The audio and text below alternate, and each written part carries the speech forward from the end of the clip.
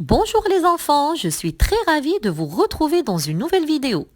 Aujourd'hui, nous sommes mercredi 3 juin 2020 et nous allons faire la page 137 de notre fichier de mathématiques. Très bien, alors en haut de la page, on voit Rémi qui est assis devant son ordinateur. Alors il est peut-être confiné comme vous et fait son devoir à distance. Alors nous allons l'aider à répondre à la question que vous voyez sur l'écran de son ordinateur. Bien, alors nous avons range ces nombres du plus petit au plus grand. Alors Rémi réfléchit à haute voix. Je vais regarder le nombre de dizaines, puis le nombre d'unités. Que pensez-vous de ce que dit Rémi? A-t-il raison? Pour ranger des nombres, faut-il regarder d'abord le chiffre des dizaines avant celui des unités?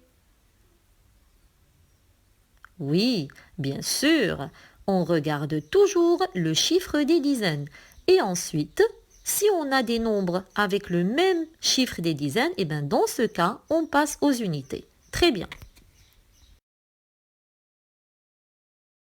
Très bien. Alors, pour l'exercice numéro 1, entoure l'enfant qui a le plus grand nombre de timbres. Alors, ils ont déjà un livret avec 80 timbres chacun. Et après, ils ont des timbres qui sont posés sur la table. Alors, regardez bien la collection des deux enfants, comptez les timbres qui sont isolés, d'accord? Et puis entourez celui qui a le plus de timbres, le plus grand nombre de timbres. Alors, pour l'exercice numéro 2, il va falloir comparer les nombres en utilisant les symboles convenables, plus petit ou plus grand. Eh bien, je vous rappelle, le symbole pique toujours le plus petit nombre. Et le côté ouvert, c'est comme une gueule de crocodile qui dévore le plus grand nombre.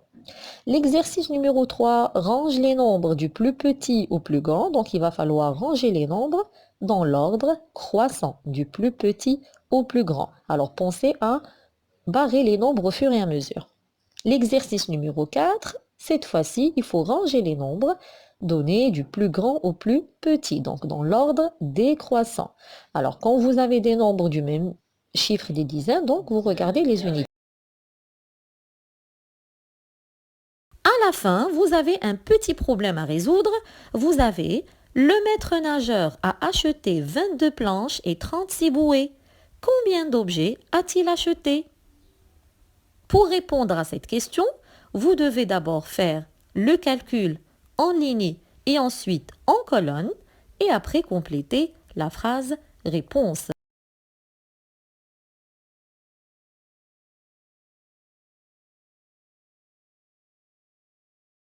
Voilà mes petits chéris, je vous souhaite bon courage et on se retrouve très bientôt.